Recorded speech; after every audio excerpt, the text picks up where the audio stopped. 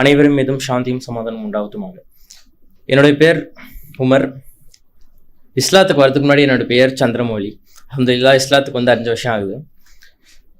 இன்னைக்கு நான் எதை பற்றி பேச போகிறேன்னா, சில கேள்விகளை பற்றியும் அதோட ஆன்சர்ஸை பற்றியும். அது எக்ஸாக்ட் ஆன்சர்ஸ் நம்ம சயின்டிஃபிக்காக தேடினா கிடைக்காது. ஸோ அந்த மாதிரி சில கொஷின் ஆன்சர்ஸை பார்ப்போம். நான் அந்த ஒரு இது பாகங்களா இதில் பிரிச்சிருப்பேன். ஸோ ஃபஸ்ட்டு பாகம் வந்து நம்ம ஒரு எப்படின்னா, இப்போ நீங்கள் உங்களை பற்றி ஒரு விஷயம் நினச்சிட்டு இருப்பீங்க, கரெக்டுங்க. உங்களை பற்றி நீங்கள் நினைக்கிறது, நீங்கள் அது கண்டிப்பாக அது இருக்க வாய்ப்பு இல்லை, அந்த மாதிரி தான் சொல்ல முடியும். இன்னும் அது ஆக்சுவலி டைட்டிலே கொஞ்சம் கன்ஃபியூஸ் ஆகிற மாதிரி இருக்கும். உள்ளே போய் சொல்கிறேன். இப்போ ஒரு 10 பேர் இருக்காங்க. நீங்கள் யார் அப்படின்னு கேட்டால் நம்ம என்ன சொல்லுவோம்? இதுதான் நான் அப்படின்னு சொல்லுவோம், கரெக்டுங்களா? 10 பேரில் யார் அப்படின்னு கேட்டோம், நம்ம டவுட்டே பட மாட்டோம். எல்லா கொஷனுக்குமே ஒரு செகண்ட் யோசிப்போம். ஆனால் இந்த கொஷனுக்கு மட்டும் நம்மளால யோசிக்க தேவையில்லை. நம்ம கான்ஃபிடென்ட்டாக இருப்போம், இதுதான் நான் அப்படின்னு சொல்லிட்டு நான் சொல்லுவேன். இது வேற ஒருத்தவங்களை கேட்டிங்கன்னா அவங்க யாருன்னு சொல்லிட்டு அவங்களால கரெக்டாக ஸ்ட்ராங்காக சொல்ல முடியும், கரெக்டுங்களா? இப்போ உண்மையாலுமே இப்போ நான் என்ன வச்சே சொல்கிறேன், இதுதான் நான் அப்படின்னு நான் சொல்கிறது வந்து உண்மையாலுமே நான் யார்? ஆக்சுவலி அந்த கொஷின் வந்து ரொம்ப நம்ம நினைக்கிறத விட ரொம்ப டீப்பான ஒரு கொஷின். ஸோ அதை இன்னுமே நிறைய பேர் புரிஞ்சிருக்காது. நான் கொஞ்சம் கொஞ்சமாக சொல்கிறேன். சயின்ஸில் வந்து ஒரு ஒரு ஒரு ஷாக்கிங் விஷயம் கண்டுபிடிக்கிறாங்க. எப்படின்னா, நம்ம உடம்புக்குள்ளே இருக்கிறத வந்து இந்த செல்ஸ் உயிரணுக்கள்லாம் சொல்லுவாங்கல்ல, அது வந்து மாறிக்கிட்டே இருக்கு அப்படின்னு சொல்கிறாங்க. மாறுதுன்னா அந்த செல்ஸ்லாம் வந்து உயிரணுக்கள் வந்து இறந்து புது செல்ஸ் வந்து வந்துட்டு இருக்கு, இந்த மாதிரி சொல்றாங்க. அதாவது அது எவ்வளவு அளவுக்கு மாறுது அப்படின்னா, ஒரு நாளைக்கு 50-70 பில்லியன் செல்ஸ் வந்து நம்ம உடம்புக்குள்ள வந்து மாறிக்கிட்டே இருக்கு. அவ்வளோ செல்ஸ் இறந்து புது செல்ஸ் வந்து வருது அப்படின்றாங்க. 1 பில்லியன்னா 100 கோடி, கரெக்டுங்களா? அப்பனா 50-70 பில்லியன் அப்படி பார்த்துக்கோங்க. 100 கோடி × 50 போடுங்க. 5000 கோடியிலிருந்து 7000 கோடி உயிரணுக்கள் வந்து ஒவ்வொரு நாளையும் ஒரு சராசரி மனிதனோட உடம்புல 7000 உயிரணுக்கள் ஒவ்வொரு நாளும் புதுப்பிச்சுக்கிட்டே இருக்கு. அது இறந்து புதுப்பிக்குது அப்படின்னு சொல்றாங்க. அதோட சும்மா ஒரு வெயிட் சொல்றாங்க. அந்த 7000 கோடி செல்ஸோட வெயிட் வந்து ஒரு கிலோ 200 கிராம் வரைக்கும் இருக்கலாம் அப்படின்னு சொல்றாங்களாம். அது ஆக்சுவலி தியரிட்டிக்கலா சொல்றாங்க. எப்படின்னா, டெய்லி நம்ம உடம்புக்குள்ள இருந்து 1 கிலோ 200 கிராம் அளவான அந்த உயிரணுக்கள் வந்து இறந்து புதுசா வந்து அது தோன்றுது, அந்த மாதிரி சொல்றாங்க. அதுக்கப்புறம் இந்த ரத்தமே அப்படிதான் வந்து எப்படின்னா, ரத்தத்தில் இந்த red blood cells, white blood cells அப்படிலாம் சொல்றாங்கல்ல, சிவப்பணு அந்த மாதிரி சொல்லுவாங்க, ஓகேங்களா? அதுவுமே வந்து 300 மில்லியன் ஒவ்வொரு நிமிஷத்துக்கும் 300 மில்லியன் செல்ஸ் வந்து இறந்து திருப்பியும் புதுப்பிக்குமாமா. அது மாதிரி ஸ்கின் செல்ஸ், இந்த தோல்லாம் வந்து 40,000 செல்ஸ் வந்து ஒரு நாளைக்கு இறந்து திருப்பியும் புதுப்பிக்கும், ஓகேங்களா? இப்ப நான் திருப்பியும் அந்த கொஸ்டின் கேட்கிறேன், உண்மையாலுமே நம்ம யாரு? அந்த கேள்விக்கு இந்த ஒரு கண்ணோட்டத்துல நம்ம பார்த்தோம் அப்படின்னா, பல வருஷத்துக்கு முன்னாடி இருந்த உடம்பு நம்மள்கிட்ட இல்லை. ஏன்னா எல்லா செல்ஸுமே இறந்து புது செல்ஸ் வந்துருச்சு. அப்ப சின்ன வயசுல கண்டிப்பா நான் இருந்திருப்பேன், கரெக்டுங்களா? அது யாரு? இப்ப நான் இருக்கிறது நான் யாரு? அப்ப இன்னும் சில வருஷத்துல திருப்பியும் செல்ஸ்லாம் என் உடம்புக்குள்ள இருக்கிற எல்லா செல்ஸுமே கம்ப்ளீட்டா எல்லா செல்ஸுமே ஆக்சுவலி இறந்து புது செல்ஸ் உருவாகும். அப்ப என்னோட ஐடென்டிட்டி எல்லாமே போயிடுச்சு, கரெக்டுங்களா? இப்ப நம்ம யாரும் அப்படின்னு சொன்னோம்னா, இப்ப என்னோட உடல், இந்த முகம், கை, கால் எல்லாம் சேர்த்துதான் நான் அப்படின்றது சொல்லுவேன். அப்ப எல்லாமே வந்து அது இறந்து புது செல்ஸ் வந்துருச்சுன்னா, என்னால வந்து இப்ப நேத்து இருந்தவன் நான் கிடையாது, கரெக்டுங்க தானே? டெக்னிக்கலா, அதாவது பிசிக்கலா பார்க்கும்போது 1 வருஷத்துக்கு முன்னாடி இருந்த நானும் இன்னைக்கும் இப்ப நான் இருக்கிறதும் நாங்க 2 பேருமே சேம் கிடையாது. அதுதான் வந்து சயின்ஸ் ஆக்சுவலி என்ன சொல்றதுன்னா, நீங்க வந்து சேம் பர்சன் கிடையாது அப்படின்னு சொல்லிட்டு சொல்றாங்க. இந்த ஆக்சுவலி இமேஜ் பார்த்தீங்கன்னா தெரியும். You are not the same person anymore, the you from yesterday is gone. நேற்று இருந்த நான் இப்ப இருப்பனான்னு சொல்லிட்டு தெரியாது. அப்ப எப்படி நான் என்ன கான்ஃபிடென்ட்டா நான் இருக்கேன்?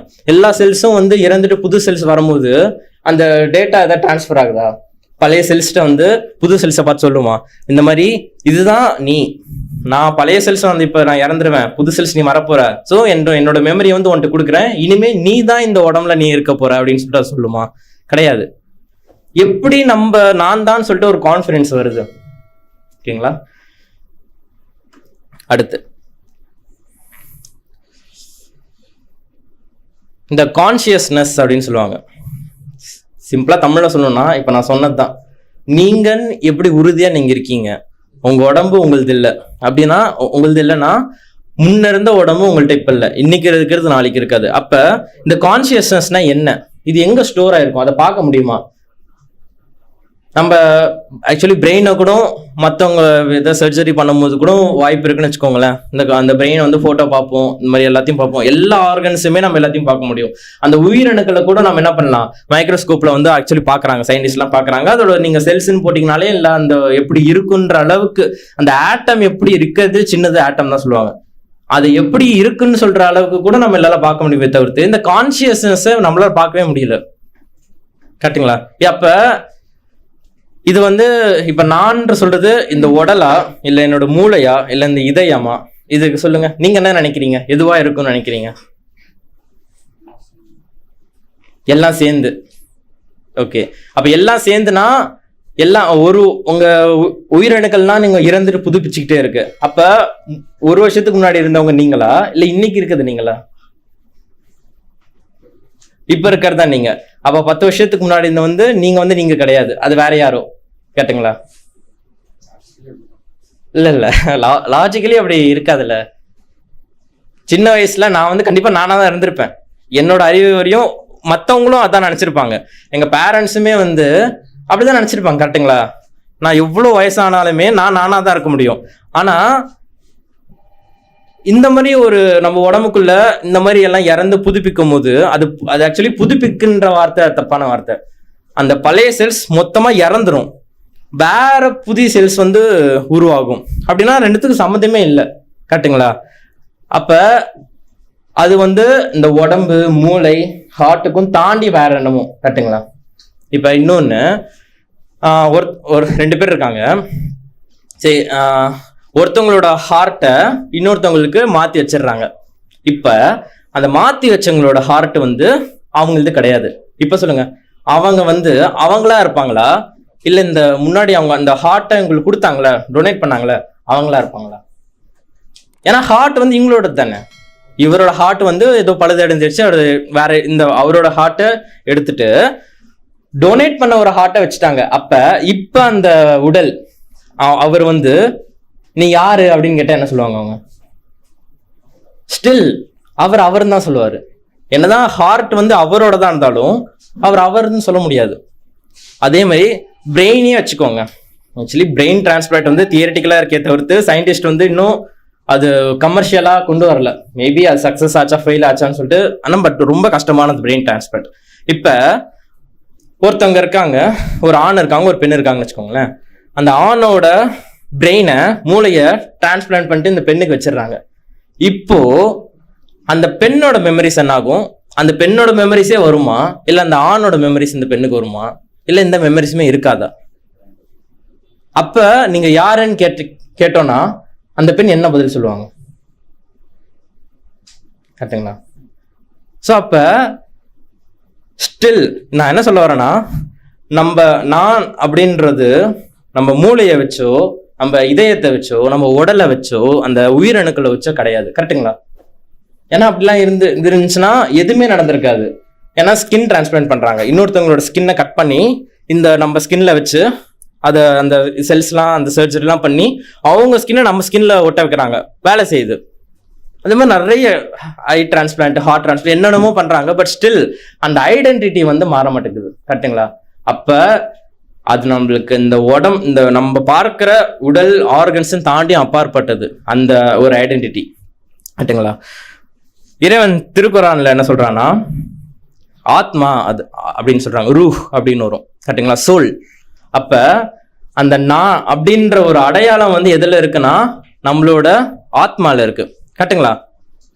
இப்ப எல்லாத்தையும் பாத்தீங்கன்னா எல்லா பீஸுமே வந்து மேட்ச் ஆகும். ஏன்னா ஆத்மா வந்து உங்க உடம்புல எது வேணா மாறலாம். 10 வருஷத்துக்கு முன்னாடி இருந்த உடல் அமைப்பே இப்ப இருக்காது. சின்னதா இருந்திருப்பேன், இப்ப நான் கொஞ்சம் பெருசா வந்திருக்கேன். ஸோ எதுவுமே உங்களுக்கு இல்ல. நேற்று இருந்த உயிரணுக்கள் இன்னைக்கு இருக்காது. இப்ப நாளைக்கே வந்து வேற ஏதாச்சும் ஒரு ஆர்கன் டிரான்ஸ்பிளேட் பண்ணாலும் ஸ்டில் மற்றவங்களோட ஆர்கன் என் உடம்புக்குள்ள இருந்தாலும் என்னோட ஐடென்டிட்டி என்னோட எங்க இருக்கு, ஆத்மால இருக்கு. கரெக்டுங்களா? அதனாலதான் என்னதான் மாறினாலுமே வந்து ஆத்மா மட்டும் மாறாது அப்படின்னு சொல்லிட்டு அதுல ஒரு இது. இதுல ஆக்சுவலி சயின்ஸ் நிறைய எக்ஸ்பெரிமெண்ட்ஸ் பண்ணி பாக்குறாங்க. அவங்களால இது கண்டே பிடிக்க முடியல. இது ஒரு சின்ன ஒரு எக்ஸாம்பிள் வச்சு சொல்றேன். இப்போ வந்து உங்களுக்கு வந்து சாக்லேட் கேக் எப்படி செய்யணும்னு தெரியாது. இதுவரையும் நீங்க சாக்லேட்டை டேஸ்டே பண்ணதில்லை. ஓகேங்களா? உங்ககிட்ட வந்து நான் என்ன சொல்றேன்னா, எல்லா ரெசிபியுமே இந்த எல்லா பொருளும் வாங்கி கொடுத்துட்டேன், எல்லா ரெசிபியும் வாங்கி கொடுத்துட்டேன், உங்களுக்கு நீங்க மனப்பாடமும் பண்ணிட்டீங்க. இப்ப உங்களுக்கு அது எப்படி செய்யணும்னு தெரியும். கரெக்டுங்களா? சாக்லேட் கேக்கை எப்படி செய்யணும் பெர்ஃபெக்டா தெரியும். A to Z எல்லாமே தெரியும். ஆனா அது எப்படி இருக்கும், டேஸ்ட் எப்படி இருக்கும்னு உங்கள்ட்ட கேட்டா உங்களுக்கு தெரியுமா? தெரியாது. ஸோ அதுதான் ஆக்சுவலி சயின்ஸ்ல இப்ப ஸ்ட்ரகிள் பண்ணிட்டு இருக்காங்க. அவங்களுக்கு A to Z என்னவோ எப்படியோ எப்படி நடக்குதுன்னு கண்டுபிடிச்சிட்டாங்க. பட் ஏன் அப்படி இருக்கு? கான்சியஸ்னஸ் ஏன் நம்மளால பார்க்க முடியல? இப்ப நம்ம வந்து நம்ம இப்படி நான் கை அசைக்கிறேன் அப்படின்னா மஸ்குலர் ஆக்டிவிட்டி, நியூரான்ஸ், அந்த நரம்பு இருக்கு பாத்தீங்களா, அந்த நரம்புல சிக்னல் அந்த இப்ப எப்படின்னா மூளையில இருந்து ஒரு சிக்னல் வந்து இந்த கைக்கு வரும். அந்த சிக்னலை புரிஞ்சுக்கிட்டு இந்த கை வந்து அசையுமாமா. இப்ப நான் இன்ஸ்டன்டா இப்ப நான் ஒரு செகண்ட்ல இப்ப நான் சொடக்கு போடுறேன் அப்படின்னா அதுக்குள்ள இப்ப நான் போறதுக்குள்ள என் பிரெயின் வந்து அதை யோசிச்சாதான் பிரெயின்ல இருந்து ஒரு சிக்னல் வந்து கைக்கு வந்து கை வந்து அதை பண்ணும். கரெக்டுங்களா? இந்த அளவுக்கு சயின்ஸ் கண்டுபிடிச்சிருக்காங்க. அந்த நரம்புல எப்படி சிக்னல் வருதுன்னு சொல்லிட்டு கண்டுபிடிச்சிருக்காங்க. ஆனா அவங்களால எங்க அந்த கான்சியஸ்னஸ் இருக்குன்னு கண்டுபிடிக்க முடியல. ஸோ அதுக்கு நிறைய அதாவது பெரிய பெரிய ரிசர்ச்சர்ஸ், அதாவது இந்த பிரெயின் அதுலயே படிச்சிருப்பாங்கல்ல, அவங்க நிறைய கருத்துக்கள் சொல்றாங்க. அது ஒவ்வொன்றும் கேட்கும் போது அவங்களா எப்படி பேசுறாங்க அந்த மாதிரி இருக்கும். இதுக்கு நிறைய பேர் சொல்றாங்க global neuronal work space theory, integrated information theory, attention schema theory, இந்த மாதிரி நிறைய ஒவ்வொருத்தரும் பலவிதமா அவங்களோட கருத்துக்களை சொல்றாங்க.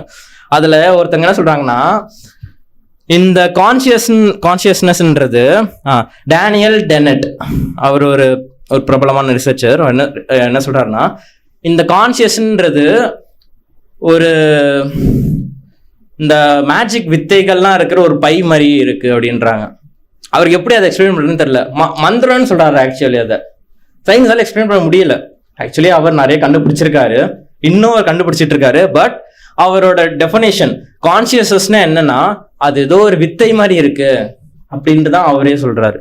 இன்னொருத்தவங்க என்ன சொல்றாங்கன்னா, எப்படி வந்து இந்த பிரபஞ்சத்துல கிராவிட்டி வந்து ஆட்டோமேட்டிக்கா அதுவே வருது, அது ஒண்ணு அதை மாற்றவே முடியாத மாதிரி இருக்கு பாத்தீங்களா, அந்த மாதிரி கான்சியஸ்னஸ் இருக்கும் போல அப்படின்னு சொல்லிட்டு அவர் வந்து அது வந்து எப்படின்னா பிக்ஸ் பண்ணிட்டாரு. ஏதோ ஒரு கிராவிட்டி மாதிரி இதுவும் போல அப்படின்னு சொல்லிட்டு விட்டுறாரு. ஸோ சயின்ஸால கண்டுபிடிக்க முடியல எதனால இருக்கு, வேற அந்த கான்சியஸ்ன்றது எங்க இருக்குன்னு கண்டுபிடிக்க முடியல. எந்த ஆர்கனை நம்ம மாத்தி வச்சாலுமே வந்து இன்னொருத்தவங்க அவங்க செயல்படுறாங்க. பட் ஸ்டில் இவங்களோட கான்சியஸ்னஸ் இவங்களுக்கு மட்டும்தான் இருக்கு, அவங்களோட அவங்களுக்கு மட்டும்தான் இருக்கு. ரெண்டுமே வந்து மாறுறது இல்லை. ஸோ குர்ஆன்ல இறைவன் தெளிவா சொல்றான், அதெல்லாம் வந்து ஆத்மாவோட இருக்கு அப்படின்னு சொல்றான். ஆக்சுவலி ஒரு குர்ஆன் வசனம் ஆக்சுவலி வரும், ஒரு நிமிஷம்ங்க.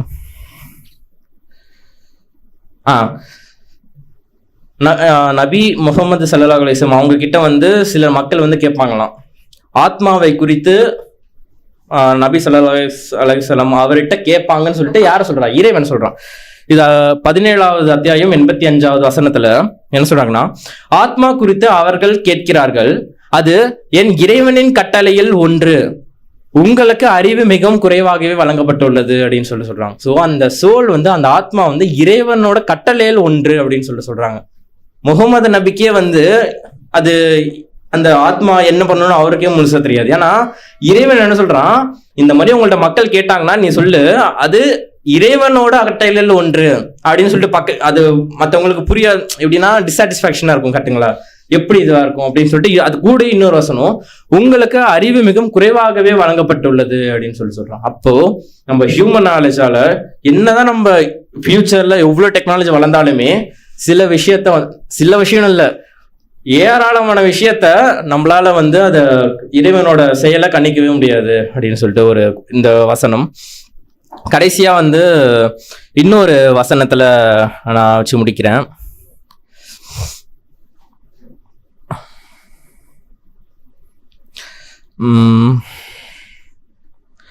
39வது அத்தியாயம் 41வது வசனம். அல் ஜுமர் அப்படின்ற அத்தியாயத்துல இது ஒண்ணு. நிச்சயமாக நாம் மனிதர்களுக்கு ஒரு நிமிஷம்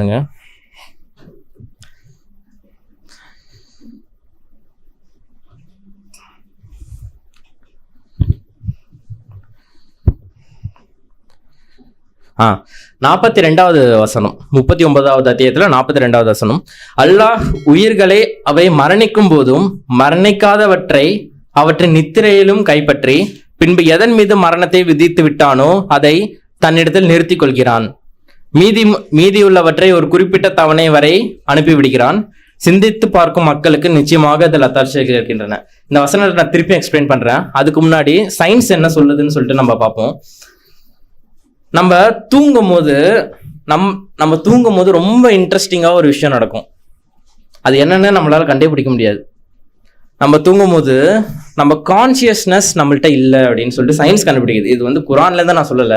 சயின்ஸ் என்ன சொல்றாங்கன்னா, இப்போ நான் பேசுறத உங்களால தெளிவா கவனிக்க முடியும். ஒரு 2 நிமிஷம் கழிச்சு நான் கேட்டேன்னா திருப்பியும் உங்களால அதை சொல்ல முடியும். ஏன்னா நீங்க அவேர்னஸோட இருக்கீங்க, நீங்க அதை கவனிச்சிட்டு இருக்கீங்க, உற்று நோக்கிட்டு இருக்கீங்க. பட் நீங்க தூங்கும் போது நான் ஏதாச்சும் உங்கள்ட்ட பேசினாலும் உங்களுக்கு தெரியவா போகுது, உங்களுக்கு எதுவுமே ஞாபகம் இருக்காது. நீங்க அந்த அரைக்குற தூக்கத்துல இருந்தா மட்டும்தான் லைட்டா ஏதாச்சும் ஞாபகம் இருக்கும். ஸோ அந்த தூங்கும் போது என்ன நடக்குது அப்படின்னா, நம்ம வந்து அந்த கான்சியஸ்னஸ் விட்டுட்டு வேற ஒரு ஸ்டேட்டுக்கு போறோம். அந்த ஸ்டேட்ல நம்ம உடம்ப கண்ட்ரோல் பண்ண முடியாது, நம்மளால எதுவுமே பண்ண முடியாது. ஒரு ரெஸ்ட்லெஸ் எப்படின்னா, ஜஸ்ட் நீங்க இருக்கீங்க இல்லையான்னு கூட நம்மளுக்கே தெரியாது அப்படின்னு சொல்லிட்டு வரும். அந்த மாதிரி ஒரு ஸ்டேட்ல தான் நீங்க இருப்பீங்க அப்படின்னு சொல்லிட்டு சயின்ஸ் ப்ரூவ் பண்ணுது. உங்களால உங்க கண்ட்ரோல் இருக்கவே இருக்காது. நீங்க தூக்கத்துல இருக்கும் போது உங்க கையை அசைக்கணும், ஏஞ்சிக்கணும்னா உங்களால முடியவே முடியாது. ஏன்னா உங்களுக்கு எல்லாமே ரெஸ்ட்ல இருக்கும், பிரெயின்லாம் வேலையை செய்யாது ஆக்சுவலி. ஏன்னா அதெல்லாம் எல்லாமே ஆக்சுவலி இந்த ஆர்கன் கிளாக் அப்படின்னு சொல்லுவாங்க.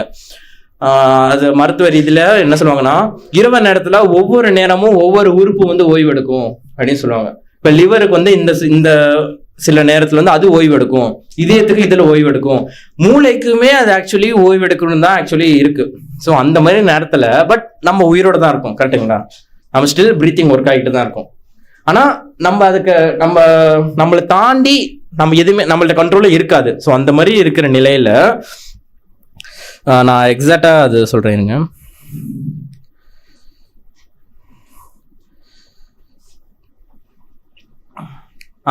ஸோ நம்ம கான்சியஸ்னஸ் இல்லாத இருக்கிற நேரத்துல இந்த மாதிரி இருப்போம் அப்படின்னு சொல்லிட்டு சயின்ஸ் ப்ரூவ் பண்ணுது. இப்போ இந்த வசனத்துல திருப்பி வரேன். இதுல இறைவன் என்ன சொல்றான்னா, 2 நேரத்துல வந்து இறைவன் வந்து அந்த உயிர்களை வந்து கைப்பற்றுவோம் அப்படின்னு சொல்றான். உயிர்கள்னா ஆத்மாக்களை, உடம்பு அப்படியே மறைய வைக்கிறது அப்படி இல்ல, உயிர்களை கைப்பற்றுவோம் அப்படின்னு சொல்றாங்க. என்ன 2 விஷயம் அப்படின்னா, முதல் விஷயம் வந்து அந்த உயிர் நிஜமாவே மரணிக்கிற தருவாயில ஒருத்தவங்க அவங்க மரணம் கிட்ட வந்துருச்சு, அப்ப அவங்க கண்டிப்பா அவங்க உயிர் இறைவன் எடுத்துருவாங்க, கரெக்டுங்களா? அந்த நேரத்துல உயிர் வந்து கைப்பற்றப்படும். இன்னொரு விஷயம் என்னன்னா, யாரும் வந்து அந்த மரணிக்காம தூங்கிட்டு இருப்பாங்கல்ல, அவங்க வந்து மரணிக்காம ஜஸ்ட் தூங்கிட்டு இருப்பாங்க. இப்ப நைட்டு நம்ம போய் தூங்குறோம்னா அந்த மாதிரி இருக்கிறவங்கள்ட்ட இருந்து உயிர்களை வந்து யாரு இறைவன் கைப்பற்றுவான். அதுக்கப்புறம் அதுல யாருக்கெல்லாம் வந்து மரணத்தை கொடுக்கணுமோ அவங்களுக்கு மருந்து கொடுத்துருவான். இன்னும் மீதி நிறைய உயிர்கள்லாம் இறைவன் எடுப்பான்ல, அந்த உயிர்ல யாருக்கெல்லாம் இன்னும் டைம் கொடுக்கணுமோ அந்த உயிர்களை திருப்பியும் இறைவன் வந்து என்ன பண்ணிடுவான், அந்த உடலுக்கே அனுப்பிச்சுட்டுருவான் அப்படின்னு சொல்லிட்டு குரான்ல இறைவன் சொல்றான். 39வது அத்தியாயம் 42வது வசனம். அல்லாஹ் உயிர்களை அவை மரணிக்கும் போதும் மரணிக்காதவற்றை அவற்றை நித்திரையிலும் தூங்கும் போதும் இறைவன் கைப்பற்றான். அதுக்கப்புறம் எதெல்லாம் அதோட ஃபைனல் டே வந்துருச்சோ அதெல்லாம் வந்து அந்த மறக்க வச்சிடறான். மீதி இருக்கிறத அந்த டேவை எவ்வளவு டேஸ் இருக்கோ அதுக்கு அதை டைம் கொடுத்து திருப்பி வந்து சென்ட் பண்ணிடுறான் அப்படின்னு சொல்லிட்டு வரும். சிந்தித்து பார்க்கும் மக்களுக்கு நிச்சயமாக அதில் அத்தாட்சியில் இருக்கின்றன. ஸோ ஆக்சுவலி இது வந்து சயின்ஸோட ஒத்து போகுது. சயின்ஸ் என்ன சொல்றாங்க, உங்க கான்சியஸ்னஸே இல்லை, உங்க அவேர்னஸே இல்லைன்றாங்க. இப்போ நம்ம குணத்துக்கு முன்னாடி என்ன பார்த்தோம், அவேர்னஸ்ன்றது சோலுக்குள்ள இருக்கு அப்படின்னு சொல்லிட்டு பார்த்தோம். அப்ப கான்சியஸ்னஸ் இல்லை அப்படின்னு என்ன அர்த்தம்? அங்க சோலே இல்லை, அதுதான் இறைவன் சொல்றான். உங்க சோல், உங்க உயிரே என்கிட்ட தான் இருக்கு. நீங்க ஒவ்வொரு போதும் தூங்கும் போதும் உங்க உயிர் என்கிட்ட வருது. அந்த உயிரை நான் தான் முடிவு பண்றேன், எதை மரணிக்கணும், எது வந்து உங்ககிட்ட திருப்பியும் வரும்னு சொல்லிட்டு நான் தான் முடிவு பண்றேன். அந்த முடிவு பண்ணதை திருப்பியும் உங்க உயிரை உங்ககிட்ட கொடுக்குறேன் சில தவணையோடு அப்படின்னு சொல்லிட்டு இறைவன் சொல்றான். ஸோ அப்படி பார்க்கும்போது நம்ம பார்க்குற சயின்ஸை விட ஏராளமானது இந்த ஒரு வசனத்துல இருக்கு. ஒரு வசனம் வந்து நம்ம யாருக்குமே புரிஞ்சிருக்காது. தூங்கும் போது எப்படி வந்து உயிரை படிப்பாங்க, திருப்பியும் கொண்டு வருவாங்கன்னு சொல்லிட்டு அது நம்பாத மாதிரி தான் இருக்கு. அந்த காலத்துல நிறைய பேருக்கு புரிஞ்சிருக்காது. ஆனா இப்ப சயின்ஸ் வந்து அந்த மாதிரி சொல்லுது, கான்சியஸ்னஸ் இருக்காது.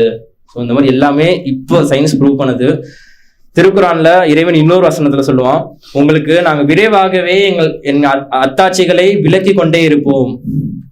ஸோ இன்னும் கண்டுபிடிச்சிக்கிட்டே இருப்பாங்க சயின்ஸ். இந்த மாதிரி இறைவன் அப்ப சொன்னதை இப்போ வந்து இன்னும் சயின்ஸ் ஃபியூச்சர்ல கண்டுபிடிச்சிக்கிட்டே இருக்கும். ஸோ அதை பத்தி எல்லாமே திருக்குறான்ல இருக்கு. இந்த ஒரு வசனமே வந்து பல அண்டர்ஸ்டாண்டிங்கை கொடுக்கும். இப்போ நிறைய பேர் வந்து இந்த அசர், இந்த காலத்தின் மீது சத்தியமாகன்னு ஒரு வசனத்தை வருதா, அதுல அந்த ஒரு வசனத்துல இருந்து எவ்வளவோ ஆக்சுவலி இப்ப நம்ம புரிஞ்சுக்க முடியும். ஸோ அந்த மாதிரி குரான்ல இருக்கிற ஒவ்வொரு வசனங்களும் அவ்வளோ அண்டர்ஸ்டாண்டிங் இருக்கும். ஸோ இந்த குரானை படிக்கணும்னு யாருக்காச்சும் விருப்பம் இருந்துச்சுன்னா நான் முஸ்லிம்ஸ் அவங்களுக்கு அன்பளிப்பாக வழங்கப்படும். இந்த டிஸ்கிரிப்ஷன்ல இருக்கிற நம்பரை காண்டாக்ட் பண்ணுங்க, அவங்களுக்கு அன்பளிப்பாக அனுப்பிச்சு விடுவாங்க. வாய்ப்பளித்த இறைவனுக்கு நன்றி.